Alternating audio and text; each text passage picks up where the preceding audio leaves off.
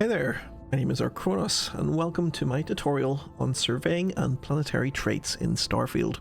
At an early point in your adventure in Starfield, you'll learn how to scan planets for resources, and in turn, you'll encounter planetary traits for the first time. Starfield doesn't really explain what these are, and it just tasks you with finding them, so I'm going to show you today how to discover what those are, why surveying a planet is important, and how to obtain 100% surveyed planet data. The planet we're going to work on together is Gagarin, which is part of the Alpha Centauri star system. I'm going to journey to this planet shortly, and we're going to be able to land on it and discover what it has to offer. When you view a planet for the first time in your star map, you'll be on a screen like this. On the left side of the screen are the known details about the planet. Of importance here are gravity, temperature, atmosphere, fauna, flora, resources, and traits. Gravity is the strong gravitational pull while you're on that planet. A low number means you will be very light and will be able to jump and float without your booster pack, and a high number means your jumps won't do much, and if you're falling you'll also slam into the ground much harder. Temperature is as it suggests, and it refers to how hot or cold the planet is. This is important because if a planet is too hot or too cold, you can get negative statuses on your character that must be cured with aid. Atmosphere refers to how breathable the environment is on the planet, and how taxing it will be on your O2 supply. Fauna and flora you will mix up a lot at the beginning if you're unfamiliar with these words. Fauna is the creature life on the planet, and flora refers to the plant life. You will often land on planets that do not have any fauna or flora, which means exploring them is a lot easier, because to explore a planet fully, you must discover its fauna, flora, and resources fully, and if it doesn't have any fauna or flora, you'll quickly discover what resources it has and you'll spend a lot less time there. Resources refers to any of the elements or minerals that can be found on the planet. So iron, copper, or even water are all types of resources that you can collect for crafting. The final section of a planet are its traits. At the moment, because I've never been to Gagarin before, it says that the traits of this planet are unknown. To learn these, I will need to perform a scan of this planet. Let's journey to Gagarin now and see what we can learn. We are now in orbit above Gagarin. Here we have access to the scan feature, so we can learn more information about the planet. We can also see that this planet has 4 resources, which you can hover your cursor over to see the name of the element. Gagarin has water, chlorine, lead, and chlorosilanes. We still do not have any information about traits because this requires a ship scan. Let's perform a scan now from the ship. Now that we have completed a scan, we have a detailed view of the distribution of resources on the planet. You will see each colour here matches the element on the left. You will also have information about the features on the planet, such as the science outpost to the east. We also have updated information now about the fauna and flora, so we can see that Gagarin is home to 8 different types of animal and plant life. We can also see that Gagarin has 1 trait to discover, but we have no further information. You can learn trait totals from a ship scan, but the actual trait must be discovered by landing on the surface. Let's go ahead and land now to begin exploring. When you first land on a new planet, you should exit your ship and use your scanner to look around. The scanner will show features that are near you with black and white symbols. You can aim at these features and press scan to learn what they are.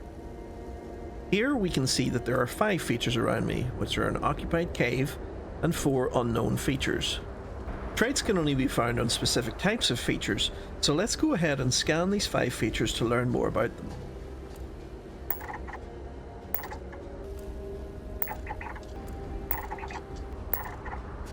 Our scan has revealed that we are surrounded by an occupied cave and 4 structures. Structures are human or alien buildings and they do not occur naturally on the planet, so at this time we will not be able to discover the trait. The best way to begin exploring is just to pick a feature that you're interested in and start heading towards it. I'm curious about the occupied cave, so I will make my journey in that direction. As you explore a new planet, it's best to do so with your scanner equipped, unless you see enemies nearby and think that you will have to enter combat.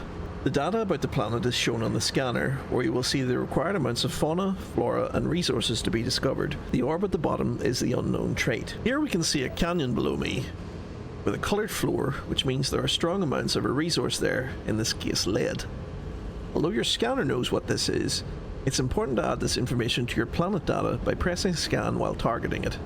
The planet data will now add lead to its known resources for the planet, and you get credit for discovering your first resource.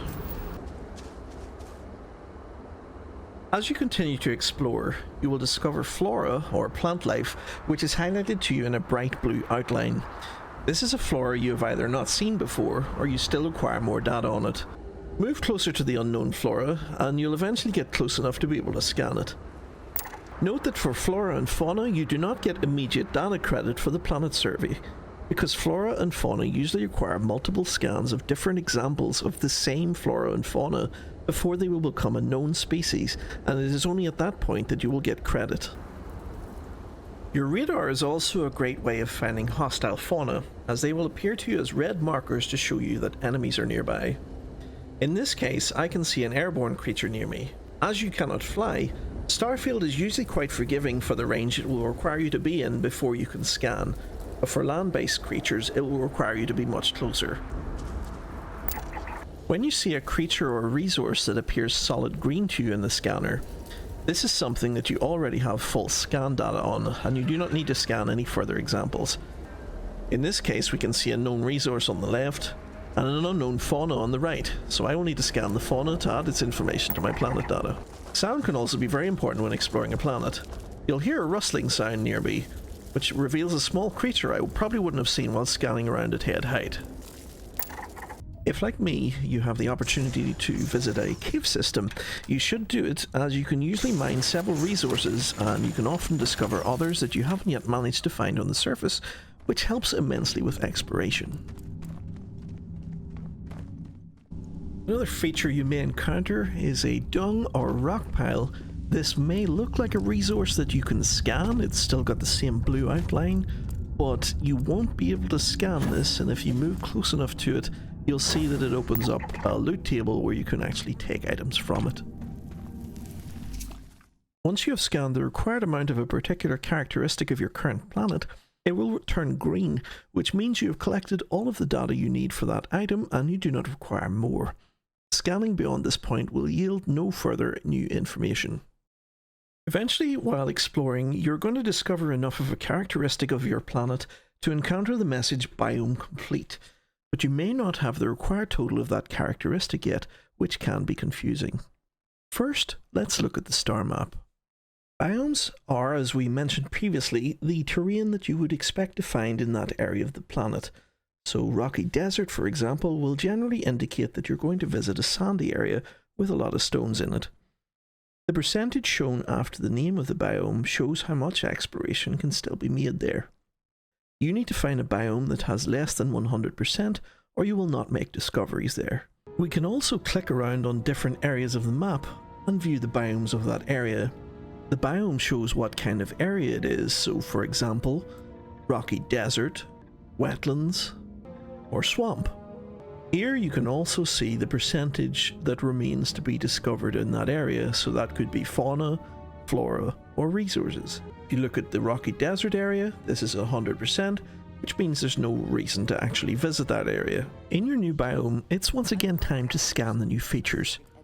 Here I have 4 unknowns to reveal, so it's time to scan each one of them. Once you've revealed what they are, head in the direction of your choice and begin surveying your new area. I got quite lucky here as I landed next to a large grouping of the 2 remaining flora I needed, so I quickly completed all required flora data. After much time has been spent exploring, I finally make a breakthrough. A feature that shows as a wavelength or output that you'd see on a cardiogram is highly likely to be a trait. Revealing it shows that it is a life sign. Once you reach the area, you'll usually be told how many features in this area must be scanned to discover it. Here I am scanning 2 sections to discover the one trait that Gagarin has, which is coralline landmass. If you've been exploring for quite a long time, and you find that your remaining discovery is a type of fauna, and you've yet to encounter them despite looking everywhere, there's a huge chance you're actually looking for an aquatic species. To find them, you need to find water, and that's not easy to do. What you need to do is to find a biome that says it has coast in it, which you'll find next to an ocean biome. Land here, and then go to your surface map. Find a flat area on the map that shows no signs of elevation at all and place a custom marker, and then journey towards that marker to reach the coastline, where you'll likely see the remaining fauna that you need and haven't yet got data from to complete your exploration. Once you make your final discovery, you'll get a huge chunk of XP, and in your notes section you'll also get a survey document with all of the data that you've learned about the planet. As you can see, these are of particular value. If you want to sell these, you need to go and see Vlad. Vlad can be found in the Alpha Centauri system at the Eye space station. The eye is open to you, Constellation. Select the last conversation option, which is your artifact search must be a full-time job. Survey data? I can get that for you. And once you've went through that option, you'll then have this conversation option, which is I've got some survey data for you. You've tipped my ear. And in here, you're just accessing the normal vendor sales screen. Go into your notes section, and there is all of your survey data that you have discovered so far. You will not pay quite the amount that you see the survey data is worth in your inventory, but it's still a huge chunk of change if you desperately need credits. So that is it for my guide on surveying and planetary traits in Starfield. I hope this has been of some benefit to you, and would greatly appreciate you dropping a like on the video and subscribe if you'd like to see more videos from me in the future. Thanks a lot for watching, and safe journeys among the stars, stranger.